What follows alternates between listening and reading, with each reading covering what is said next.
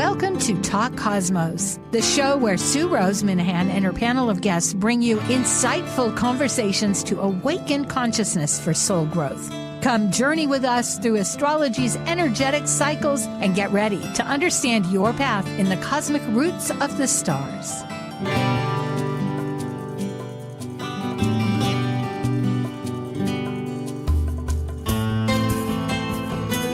Hello and welcome. I'm Sue Rose Minahan, and we're looking today at the upcoming Sagittarius new moon.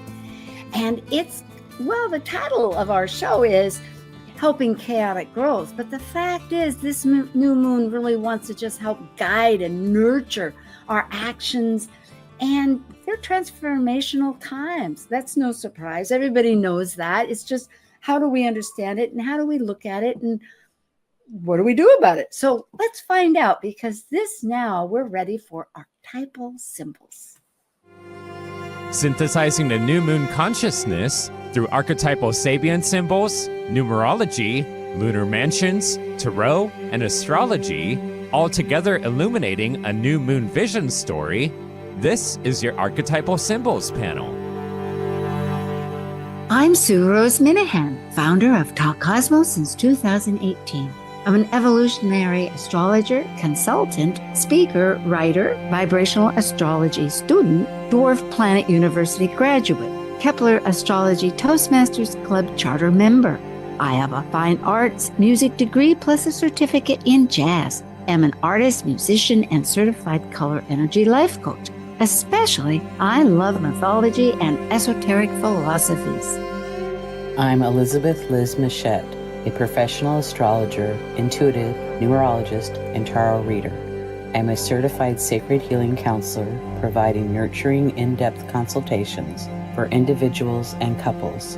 I'm an author, blogger, speaker, and international Reiki master and teacher. I create safe space in which to explore the deeper patterns of your life, to clarify your current circumstances and help you find your best path forward. And I'm Justin Crockett-Elsie, an archetypal Jyotish astrologer, yoga and meditation teacher, and author. I combine both Western ancient astrology and modern psychological astrology with Eastern Vedic astrology, and I specialize in predictive, electional, and karmic astrology for individuals and couples. I also do in-depth astrological research into arcane astrological concepts, focusing on the mystical, occult side of astrology. Eleanor Roosevelt once said, "Yesterday is history, tomorrow is a mystery, and today is a gift." And that's why it's called the present. Yes, the present is where all power is, isn't it? Making choices in the present. Hi, Justin, and hi, Liz. This is great. Hey, how are you doing, ladies? Good to see you. It is. How are you there, Liz? Good? Good. It's great to be back. Yeah. Wonderful. Well, we're expanding. We're happy. We're getting ready for the new year. But here we are in Sagittarius. Such a dynamic, adventurous sign. Let's get started and see what happens. Archetypal Symbols panel. It's a team. It's new moon consciousness, and it's for the purpose of renewing your intentional life choices. And on the team is Elizabeth, Liz Muschett of Light Path, and Justin Crockett-Elsie at his website, and myself, Sue Rose Minahan at Talk Cosmos. So subscribe, and thank you very much for following us. Numerology. We're going to start with this aspect, this looking at number 9. It's completion. It's the ending of a cycle. And in fact, if we add a few of the astrological numbers, 27, it adds up to 9. Liz, you want to comment? Yes, and how we got to that is the new moon is at 9 degrees and Juno is at 9 degrees and Neptune's at 27 and Ceres is at 27. So that's how we came up with talking about the number 9. Yes, and it's completing things to start a whole new cycle, to begin again. And new moons are about new beginnings. So they resonate with each other. Justin? No, I think she's got it covered. Okay. It is a composite of this archetypal energies. And I think through our talk, you're going to see that the idea of Juno, of our relationships, our marital, what we align with, and the vision and the nurturing, it's all combined in this cycle of one ending, and how do we transport it to the next. We also look at the archetypal meaningfulness. It's mutable. Sagittarius is one of the mutable signs. It's a fire sign. And in astrology, it's ruled by Jupiter. Now, that was a real morph of words. It was Jupiter and Zeus, the Greek word, which I think people with Greek history are aware of. It's growth. It's a sage. It's our belief systems. It's a seeker. It's adventurous. Liz? Absolutely. And it's like higher learning, philosophy. And then the shadow is overconsumption, fast assumptions, and reckless risks taking. Because it grows anything it touches. So it can be excess of something. It's just something to remember, but it's a bountiful time. And I want to point out one thing about that too, that Liz said there about philosophy and belief systems, because I think when we get in the Sabian symbols today, we'll look at how we're looking at somewhat of growth, but how belief systems are playing into that growth at this particular time. A vital, energetic addition. Thank you for identifying, both of you, that focus, because I think of belief systems as a hallmark. And what makes belief systems but more information at best, because why we can, rather than opposing, we can begin to correlate and share our ideas. And temperance, I think, has a lot to do with that, doesn't it? It's a trump card in the tarot. And it's interesting how it relates. These are all mystical energies, but it is balancing the spiritual with mundane, which also gets into another story I'll talk about. Liz? Yes, and this is the major arcana card, the 14th trump. It's the Rider-Waite-Smith tarot deck. And it's about alchemy, harmony, patience, and moderation. And the shadow is out of balance and slowing things down, maybe not having patience, maybe not taking things in moderation, and being out of harmony. Fire signs want to move ahead. It's like, yes, I see it. It's instinctive. It's so true. And if we're balancing the body with the spirit, however you look at that, however a person does, it's important to listen to the body. It's important to integrate the unknown into what we do. Sorry if I'm echoing here. Then there are minor arcana cards. We've been doing this as quite a for the last many months. So we'll continue until we get through the whole set. And what it is that if a sign is in the first 10 degrees, it's the first decan. So if it's going to be Sagittarius 3, it's going to be in the first decan. If it's Sagittarius 15, it's going to be in the second. If it's 28, it's going to be in the third decan. So here we have the first decan, and they're all fire, and they're the wands in tarot. And it's Mercury. And it happens because it just goes, there's a whole system to this, which is not our, if you want more about this, Liz has her own show, and she has a certain portion that goes into the of this in more detail. But it's systematic. It starts and it just goes, rotates. So this happens to be Mercury in Sagittarius, the Lord of swiftness. It's a very arcane way of speaking, the Lord of. It's just realize that we're talking centuries ago language. But what it means is progress, sudden change, waiting. So those are in the first 2 to 10 degrees. And this card is the 8 of Wands that we're looking at. Yep. The next is the 9 of Wands. Mm-hmm. And it's the moon in Sagittarius, the Lord of great strength. And being cautious, persistent, defensive, and having resilience is very important in this card. And it's, of course, a fire card. So, and if I may bring out this synergy with it, is that the moon is one of processing, so it has phases. So of course it's going to be resilient because it comes back again, and cautious because it's safety oriented. So that's a little bit of how I think it bleeds into the Tarot. But Tarot has its own way. Okay, last but not least, the last 10 degrees at 10 of Wands, Saturn. Liz? Yeah, Saturn in Sagittarius, the Lord of oppression, burden, hard work, delegate, and responsibility. Because if he was carrying his wood for his fireplace, it's like he wants to stay warm this winter, so he doesn't want to give up on that. That's a good way of identifying it, because there's tasks, there's obligations, there's responsibilities. And in the one way, it could be a burden and hard work.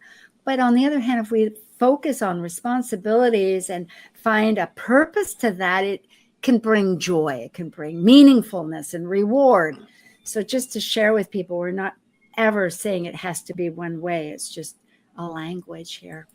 And you know, one thing I want to point out about this for anybody new watching the show, that if they're a tarot reader, this is a great thing to learn. And why we bring it up in the show is because if you're a tarot reader, this gives you more depth to understanding of the card with this astrological association with it, which actually goes back before the Golden Dawn. It was actually the French that actually in the early on, before the Golden Dawn, that actually added the astrology to the tarot. So it just gives us a greater depth of understanding with the card.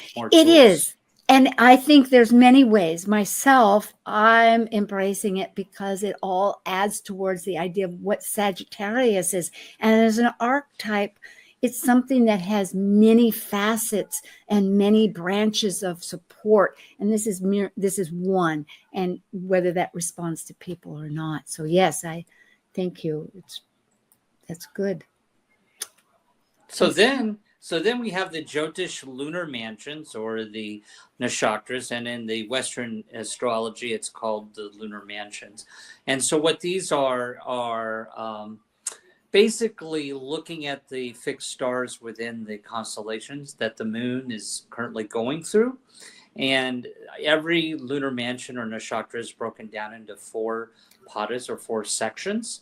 And this is the way we give even a deeper dive into what that planet or where it's at in the chakras, and it gives us a deeper understanding. And so the Vedic, you might share that Vedic, of course, sidereal is part of the ancient astrology. Like we do so much Western, but the Eastern. Right. And so nakshatras is a Sanskrit word, and that's why we got it on there, is nakshatras. So on the next slide, for this current moon, which is Chandra in Sanskrit, that's the name for the moon. This nakshatra is Anuradha, which is actually in the 4th pada.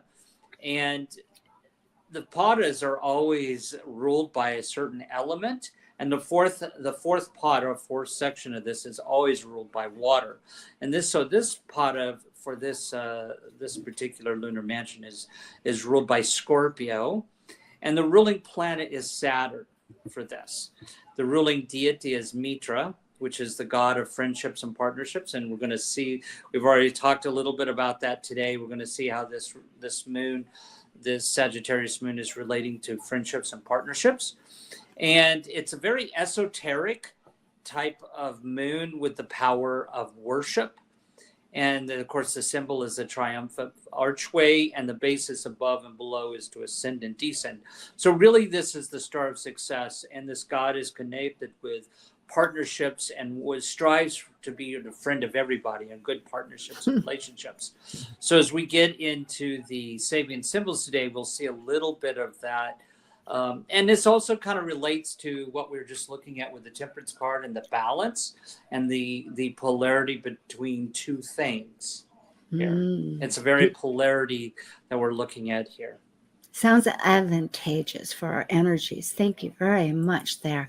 I'll do a little recap about this through the lens of a mythological viewpoint. In Western mythology, Sagittarius is, as you can see in this portrait, a half human with a body of a horse. And originally it had legs as a person, a man, and only the hind part as a horse. But as time's gone along, it's all 4 as the differentiation of a horse. And what it symbolizes is really our integration of nature and spirit. Again, it's that balancing, and that's integration, as I say. Back in Grecian times, with civilization evolving, there was such violence that the Greeks separated themselves from looking at the animals. As you can see, the goddesses and gods are usually all of a personage.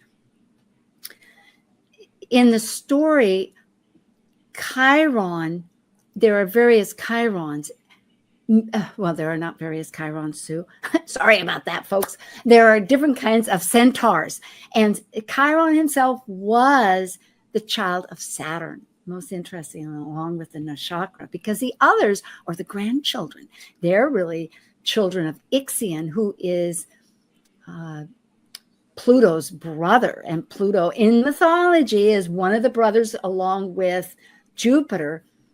Here, anyway, Saturn is a Titan god. And I know for newbies that might be a lot, but there are these distinctions, and for good reason, as one learns more about mythology. But here, this Chiron was very knowledgeable, learned, a wise sage, unlike the other ones born of Ixion, the lawlessness, that really couldn't handle their nature. And again, that's an indication of how the Greeks saw the two of it. Is Chiron had a wound, and in order to being a demigod, to heal that wound, couldn't die. He couldn't heal that, although he taught all the great masters and the great heroes, and exchanged his life for Prometheus, that actually gave humanity fire and was being punished for that. How can we look at this? Perhaps that there's balance and harmony, like temperance, perhaps in the sense of completion of our nurturing. And also, and pardon me, I have not Chandra here as a nakshatra. I goofed. But this star of success is we learn through our partnerships and our friendships how to evolve, because Chiron eventually went to the sky instead of dying and going down to Hades. It's all, what am I saying? Metaphor of beauty and some truth. Thank you. The Sagittarius constellation, it points to the Milky Way heart in the galaxy. You can see that it also intersects the galactic center in Sagittarius. To see it, check out the teapot. It's on the western side, and you can look at that more later. Sabian symbols. They are a metaphysical imagery from 1925. And we're doing 4 of them in this story. You can check it out at Astrological Mandalas, Cycles of Transformation with Dane Ruchar, or other astrologers. Ourselves, we're using the Washington, D.C. chart because it's the United States, and it's been a very transformational year. So we're focusing on that, although listeners may hear otherwise. So the ascendant will be 29 degrees Virgo, and the MC at 28 degrees Gemini, and they're both ruled by Mercury, that happens to be retrograde and ruling the new moon because the new moon's in Gemini. They're talking to each other. Any comments? Jupiter's ruling that new moon in Sagittarius. So. Yes. So they're in a big talking forum. Okay. Go ahead, Liz. Okay, so we're going to start with Virgo 28, a bald-headed man who has seized power, the sheer power of personality in times that call for decision. The key word is the power of the will. And the present one is actually 29 degrees. It's a seeker, very Sagittarian, after occult knowledge. And it's reading an ancient scroll illuminating his mind. So it's root knowledge. Go ahead, Justin. And of course, the one that we're moving towards is Virgo 30. It's totally intent upon completing an immediate task. A man is deaf to any allurement, and this is where we see the conquest of illusion. And one of that, because there's always a difference, like which is a Sabian, which not. It could be the present and it could be rounded off. But looking at this whole story, it actually moves into the next sign because it's only 30 degrees in every sign. And therefore, it would be this a collection of perfect specimens, biological forms, looking at a butterfly, the beautiful wings, but in the body, there's a dart. But the idea is that the immortal is made sacred. So now we're looking at the MC, which is not how we're activating through the self actions, but more of the, go ahead, Justin, do you want to begin? Yeah. So I think what you're trying to say is we look at the ascendant is how we're moving forward into this new moon, and the MC is kind of the higher goal, or what, the pinnacle of what we're trying to accomplish here with it. So we always look at the ascendant, the Sabians with the ascendant first, and then the MC. And so the ones for the MC starts with what's coming into what the MC is trying to express is Gemini 27 degrees, a gypsy emerging from the forest wherein her tribe is encamped. So here we see her reaching out towards participation in a larger whole, and we see the keyword is polarization. And for the present, the actual degree, which some think of it as a Sabian, others kind of round it off, we're looking at the whole picture, it's through bankruptcy, society gives to an overburdened individual the opportunity to begin again, regeneration. But here it's liberation from the past, it's a release from pressures, it's freeing to new choices. Liz, you want to do the next? In Gemini 29, a first mockingbird of spring, the creative exuberance of the human soul in response to basic life experiences, virtuosity. And Justin? And then Gemini 30, a parade of bathing beauties before large beach crowds. And the keyword here is the show is over. Now comes the hour of decision. Yeah, that's most fascinating. We'll tie this together in a bit, we hope. So for the Sabian symbol, the new moon itself, regardless of where you are in this global Earth, it's 9 degrees Sagittarius. And we're going from 8 prior to it up to 11. The past, Liz, you want to start us off? Sagittarius 8, within the depths of the earth, new elements are being formed. And the keyword is psychic gestation. Okay. And then the present, or do you want to go ahead, Justin, with the next 3? Go ahead. Sure. Well, the present one is a mother leads her small child step by step up a steep stairway. And here we see the keyword is social concern for the less involved of society's members. Okay. And then Liz, the next one. Okay. Sagittarius 10, a theoretical presentation of a golden-haired goddess of opportunity. And the keyword is forced growth.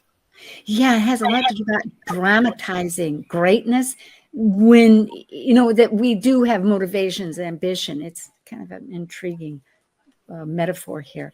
And the future beyond all this was Sagittarius 11. In the left section of an old archaic temple, a lamp is burning and it's shaped like a human body. So it's the idea that there's returning modern thinkers to the body to balance this stress of becoming overly mental, in our intellectuality and objective consciousness. So the key word is relying upon organisms' responses, when you meet challenges. We're reviewing now the whole of keywords to try to bring together with that. I can read them off, but then if you each have thoughts, please share them. So the ascendant would be, this is for the Eastern time, 29 Virgo, power of the will, root knowledge, conquest of illusion, made sacred. Liz? You want me to do the next one? No, well then, Justin, what do you think about that one? Just, integrate it. Or anybody that wants to integrate it. Justin, maybe? Being balanced with your will and having the knowledge to move forward and accomplish your goals and, make it be something that's sacred in the process. I like that. And I would say I was something just to same along the same lines of that is that, as we move forward into this, is keeping that will and relying on our own intuition, Yes. and looking for truth with the conquest of illusion. And of course, though, be careful of not looking for something perfect, because that Libra is 0 degrees, but something that's of value. Beautiful. It is in listening to that inner, yes, indeed, the balancing, remember, of our nature and spirit. The key words for the MC, medium coli, as it's actually called in Gemini, getting towards both of these are at the end degrees, ruled by Mercury. It's repolarization.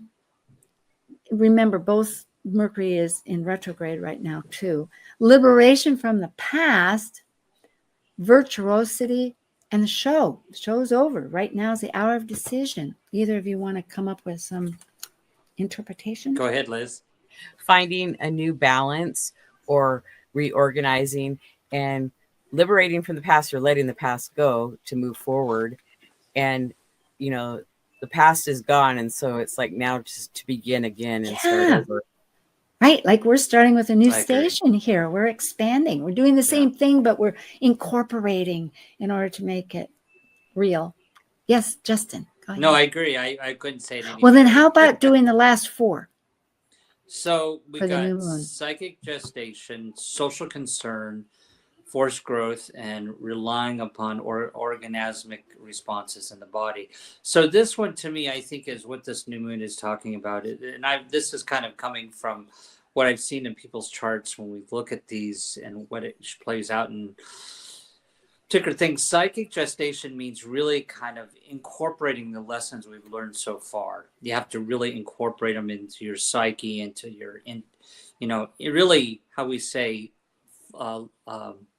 swim in it, right? And as we move forward, keeping that social concern for others in our society, and that we are going to go through some forced growth, but listen to our body, listen to our inner, what our body's telling us, our intuition, inner tuition.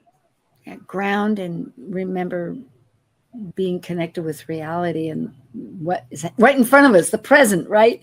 All right. Liz, further Well comments? Well said. I agree. Well, we're right on time. We're going to take a brief getaway. Come back, be with us. This is with Justin Crockett-Elsie and Elizabeth Liz Muschett, myself, Sue Rose Minahan, and it's archetypal symbols, the Sagittarius new moon leading onward. See you in a moment. While we take a break from this week's edition of Talk Cosmos, let's take a look at this cycle's archetype. We are currently in the Yang period of Sagittarius, ruled by the largest of all planets, Jupiter, the Roman god, or Zeus by the ancient Greeks. By leaving a cycle based on power and powerlessness of life and death and regeneration, involving committed relationships, Sagittarius energy finds meaning for an expanded perspective and potential for actualization in their search for truth. As a mutable fire sign depicted by the centaur, Sagittarius is adventurous and seeks the beyond. Sagittarius travels to far places, physically and mentally, to find the truths of life. This is Martha Norwalk, every Sunday morning, beginning at 9 a.m. Thanks in part to Natasha Venter at intuitiveclarifications.com, we cover the world of animals. This week, December 8th, it's BEST, Bioenergetic Synchronization Technique, Neuroenergetic Balancing, Rasmussen Reset, and Energy Code Sunday. Dr. Nels Rasmussen and Sister Linda Rasmussen join us, and together they can help you or your animal friends with emotional, behavioral, or physical issues. Hope you can join us and plan to call in for your free remote treatments. Martha Norwalk's Animal World, Sunday morning, 9 a.m. to noon, right here on Alternative Talk, AM 1150.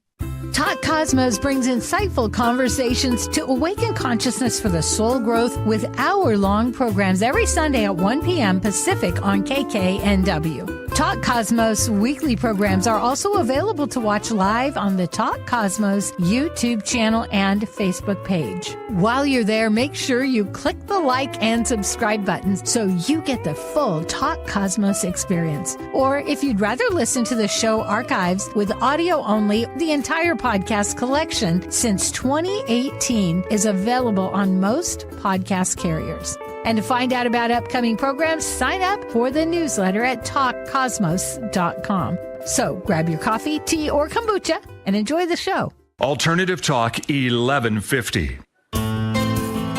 Surprise, we're back again. Okay. Again, it's my team people is Elizabeth Liz Muschett at Light Path, and Justin Crockett Elsie under his name, and myself at Talk Cosmos. Liz, give a brief comment about what you're doing so people will know. Well, I do podcasts on my YouTube channel, and Justin joins me, and we do the monthly astrology forecast, a full moon forecast, and we've been working on a Chiron asteroid series. And then I have another series called the Astrology Star Sisters Talk Over Tea, and we have various topics, the dwarf planets and planet stationing and the decans with astrology and tarot and fixed stars. And we have some new exciting episodes coming up for the first year. And I do consultations in person or on Zoom. And you can subscribe to my newsletter and my YouTube channel. Thank Beautiful. you. Justin. Yes, I'm a Western and Vedic astrologer, and I do consultations also via Zoom, long distance, and also in person. And I do several little things on Instagram, and I also do a YouTube show, not only with Liz and wonderful Sue here as well, but I also do one with Michael Bartlett, a New Mexico astrologer. And we do a podcast called The Relationship Guys, where we look at people's relationships. So check it out. It's most fascinating. He's done Meghan and Harry and done, a whole potpourri of people for quite a while. It's very entertaining and informative. And let's bring attention to this wonderful talk that you're doing very soon. Yes, I'm doing a talk for the OPA, the Organization of Professional Astrologers, on how to use the Sabian symbols, what their origin is, what the underlying mystical meaning of them is, and how we can use that to do chart interpretation. So check it out. Yes, and it will be on Sunday the 8th. If you're a member of Organization for Professional Astrologers, it's free. It's automatic. Don't need to register. But if you haven't and you just want to hear it, it's simply $15. And there's a link here, or else look into it. Myself, yes, I am on Liz's Astrology Star Sisters, and we have a dwarf planet series. I'm excited. We're going to come up with another one shortly, and just go to my pod playlist.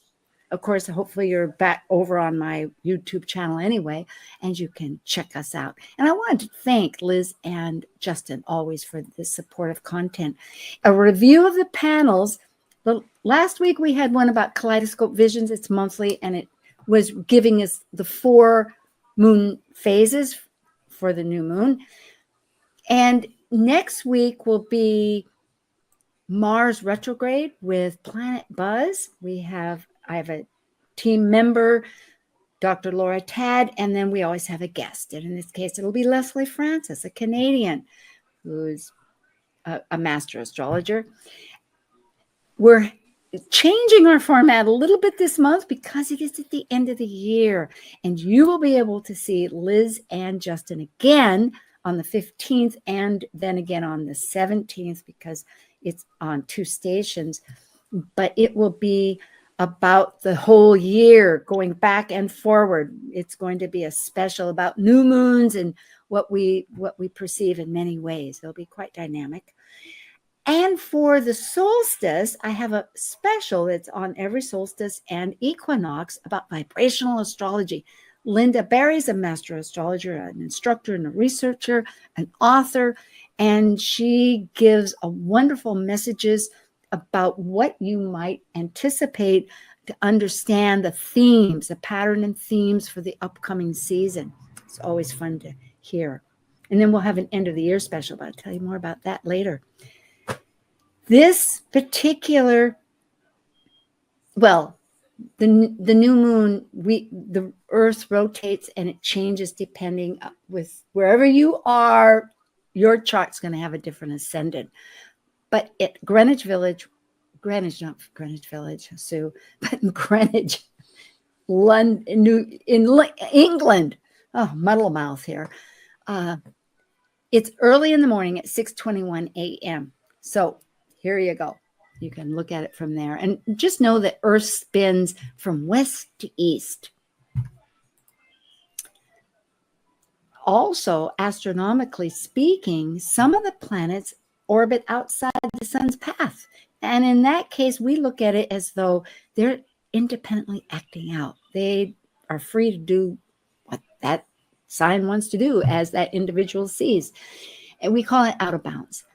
Ceres, which is about nurturing through grief, that often there's a polarity, there's a plus and a minus with astrology, has been ongoing for a long time. It'll go on until January. Venus, our planet of desire and what we're attracted to, will be until December 3rd. And the moon of our emotions and our roots, our foundation, and what we're really talking about here, the phasal parts of life, will be from December 1st to the 5th.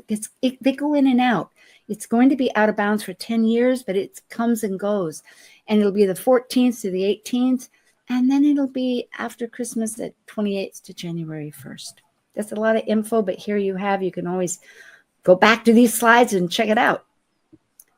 One little housekeeping thing is just to say, we'll talk about some of the aspects, and we've just divided them simply into two. One is action-oriented aspects or awareness, as we'll bring up, and the other is flowing or connecting. Well, we're going to look at the new moon, which is always a seed point in the phases, because the moon in 29 and a half days, depending how you look at its different cycles, is systematically changing. It's a phase. But the new moon is where you can't see it. It's all dark, and it's a seed point. It's a good time to come up with these intentions. And there's several highlights. Liz, you want to talk about the first one? Sure. That we have several planets retrograde: Mercury, Jupiter, Uranus, Neptune, Chiron, Hygeia, and Eris. So that's quite a few planets that are moving backwards. And I always think of retrograde as kind of a slowing down process, turn inward and process. Look backwards and frontwards. It's a natural thing we do. We reassess. Yes. And well, they all have. Can I say something about it? If you think about it and dive deeper into that, is that, Jupiter this is a little bit longer period of retrograde with this. It's not just like a Mercury retrograde, but it goes on a little bit longer. So this is really about, as we move into the new year, and I might say this ahead of time, that Mars is going to be going retrograde soon. So as we move into the new year, Jupiter's about growth as always. So we're kind of assessing our growth. Mars is going to be retrograde soon, so it's always about looking at new direction for the new year and reassessing it. And of course, because Neptune's retrograde, which represents the collective, the whole collective is thinking about, okay, what's true, what's not true. It's in Pisces, and where are we going next here? And then of course, Mercury is always about editing, or rethinking what you're talking about, what you're thinking about. I think it's really important that you're pointing this out. There's so many planets that are retrograde or about ready to go retrograde, especially Mars. We'll focus on that one too. Thank you, Justin. It's true. And if people are wondering what Hygeia is, she's an asteroid about health, just to bring her attention. And Eris is a dwarf planet and actually about inclusion and exclusion. Ingress means it's entering a new sign. And Pluto, which has a outer planet, of course, and has just entered for the final time Aquarius. And that was on the 19th. And Pallas Athena, another asteroid, as of the new moon, is entering Capricorn, which is a world point as far as astrology goes. Do you want to bring focus on the mutual reception, Liz? Sure. We have Mercury in Sagittarius and Jupiter in Gemini, and they're opposite each other, but they're in each other's favorite signs, or their ruling signs, and they're both in signs that they don't like so much. So it kind of helps give them a little bit more energy or oomph instead of being unhappy. Yeah. Okay, I'll speak then. My thinking is these are wonderful planets, energy, consciousness, because our belief systems with Jupiter, as we brought up early with archetypes, needs more information to check and adjust and build a belief system, or to understand law better, or to just reevaluate. They're both reevaluating and reassessing a lot. And isn't that what we're doing in life a lot? And they're both retrograde. And I would say that the information is flowing like on super speed. So have something that you can record into and say things that you want to keep, and or have a little notepad and jot things down, because it's like our brains are on high speed. They are. Yeah, and I might also say that, these are, Sagittarius is about goal setting, and when Jupiter's in Sagittarius, it's trying to grow through what goals, looking ahead to goals, and needs to grow through goals. And of course, Mercury in Gemini is all about communications and what you're thinking and experience. So I think this has really highlighted what I was saying before, that we're at a point, because they're in opposition, they're not moving forward. It's like two forces opposing each other, right? So it's a sort of a standstill awareness. I like to say it's a standstill period, because it's like when you get two people pulling on either side of the rope, they're not going anywhere, right? They're not moving forward, they're not moving backwards.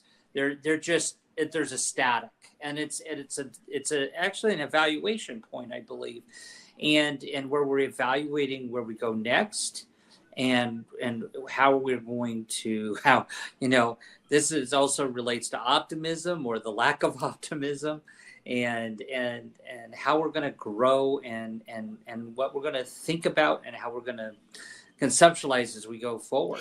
And I think they hear each other, of course, as we know, because they're in the sign of the other natural Gemini. Which I think is actually a positive thing. Absolutely. I think they feed each other because they're mutual reception.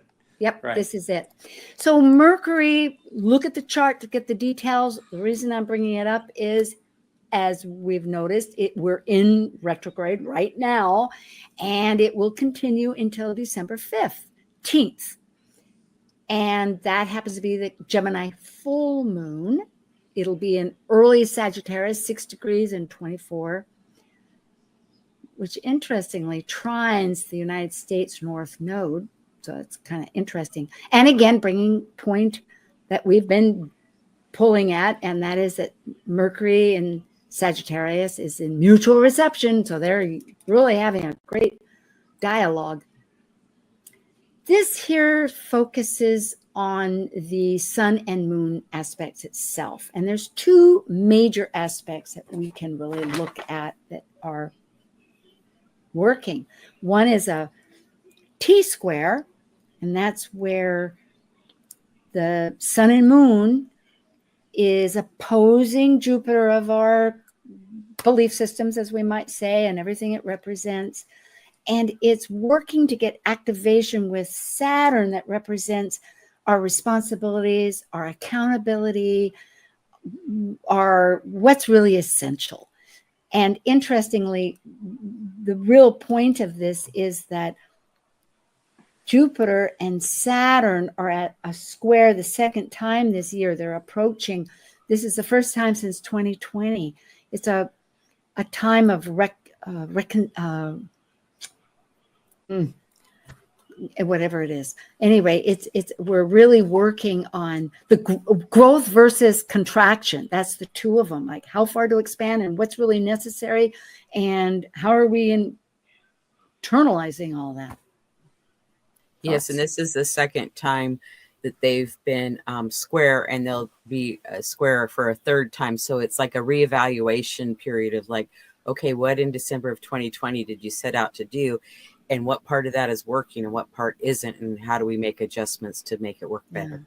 Because December 20th, 2020, remember, was after when COVID was really at its height. It was before the two presidencies, because it was in 2021. And we kind of overlook where it was, but we've grown a lot since then. Justin? Well, I just want to say, with the Saturn and Pisces, what it brings to that. Well, we've already talked about that opposition with Jupiter, with the Moon, Sun, and Mercury there. The Saturn and Pisces brings a dose of reality and it gives you a little bit more seriousness. And if we look at what completes that as a grand square, that would be Virgo. And there's nothing there, but would still have the energy of Virgo, which is really about focusing on the reality of the situation and not escaping from what we don't want to confront right now, and really think about more strategically, I think, with the Virgo there. Yeah, we need to be grounded in the present. Looking at the trine, simply speaking, it is fire. It wants to keep moving. That's what trines do. They love to keep moving around and around. It's our actions. So with that concept, we're also in the back of our brains, or the forward part, thinking, what's the next steps? Because North Node is going forward in a new direction, and it's us. So unless you have much, we'll keep moving on. I actually want to point out, this is actually, I think, a really important grand trine here, because it involves the North Node, which is hugely important, what we're trying to work towards, and then Mars, which is our effort and action, and then again this new moon. So I think this is really, when the new moon's involved in a fire grand trine, this means you could really start something and get something going on this new moon. Don't you think, Liz? I love it. We're moving into new territories to talk to, so I'm excited. Yes, to move forward and put out your wishes and desires. And with that Saturn and a T-square, it's like you're going to have to put in the work, but it's going to be worth it because you can manifest it. So make sure that you write down at least 3 desires this new moon, or within a few days after. Okay, let's look at these awareness, action-oriented aspects. Mars, which we've been bringing up, which is a gigantic, because it's opposing and has been and will be for some period of time, the transformational Pluto. And Pluto is with a whole tribe of people, we might say, because it's with how we nurture Ceres and our grief, to understand it's not roses for everybody. And all of us have something or mourning. That's part of the process of letting go to go on to the next. And our values of, and of Venus. And also looking at how we get our alliances with, and what are we married to? It's Juno. What's our new alliance? So that's Mars. And then we have Jupiter. Right. And you might want to readjust how you do your partnership, or renegotiate how you're doing partnerships. Yep. Well, and I think also, too, as we look at Mars, you rightly pointed out, this Mars-Pluto opposition is probably the biggest aspect over the next 2 to 3 months. I think is huge. And I think it's, when you have the two planets, one represents action and the other one's dynamic change. I mean, but they're opposing each other. So again, they're not moving forward per se. It means that when Mars is trying to move forward, Pluto's changing its structure. Transforming. Yeah. It's not just change, it's transformation, regeneration. So it's almost like you have to be careful and evaluate your direction, because things are apt to change that are unexpected for you, because it's Pluto. Yeah. And always have a plan B and C. Yeah. And then, because we have quite a bit, I want to keep kind of pressing on here. But Jupiter, ready to pivot. Be ready to pivot. Good. Right. Because it is flexible. Remember, it's mutable. This is not set. It can change, and it's okay to change. And that's how we gather. Gemini wants to gather information, and it will gather information. So it's the job here to really assess, which is part of the slowing down process. And Jupiter, that wants to expand there in Gemini, is, of course, as we pointed out, looking, it has some real work to do. It's looking at how does that work with us and what's really important. I think we've discussed that. Do you have a comment, or shall we go on? Move on. Okay. Here it is, Mars opposite Pluto, that Justin confirmed is a big mover shaker because it's going retrograde and doesn't usually do that. Mars is probably usually pretty quick. However, here it's going to be over a period of 7 months, not during its retrograde, but in astrology, we look at the degrees leading up to it, then the period of the retrograde, which happens to be December 6th all the way until February 24th. But it goes through 2 signs. It begins with Cancer, which is somewhat like, I think, earlier on about the moon, the Chandra moon, wanting to protect and look at security. If I have that right, do I have that right, Justin? And then it goes into the manifestation of Leo, like, okay, fine, I think I understand it. This is who I am. Oh dear, did that work? Now how do I, protect myself? What's the next process? Absolutely. We can go on to the next slide. Okay. Thank you. All right. The flowing connective aspects. Grand yes, trine. and we already talked about that fire grand trine. And then there's a mini trine or talent trine between the outer planets, Pluto, trine Uranus, and their sextile to Neptune. But then we have Ceres and Venus really close to Pluto. So they're part of that talent trine. And this talent trine with outer planets is going to be active for several more months, like the Mars opposite Pluto. So like we have these dynamic planets, I think assisting us to make the changes we need to make. It's helpful right now having that with Pluto of transformation series of how we're going to nurture ourselves, and Venus through what values, because they don't stay with this talent trine all the time. I know you're going to say something, Justin. Go ahead. No, I think Liz covered it well. All right. Well, we have a few moments that we can begin to think how this all pulls together with curiosity, isn't it? It's a quest for wisdom on untamed grounds. That's by Wes Fessler. He was a sports hero back in 1928. He was a coach. I have a chart for him next to show a little bit about those people that are interested. He was an eclipse person. He was born on an eclipse a day after. So it's very dynamic. But what a wonderful quote. Yes, that's a good quote. I like that, about Sagittarius, adventurer and quest for truth. That's so true.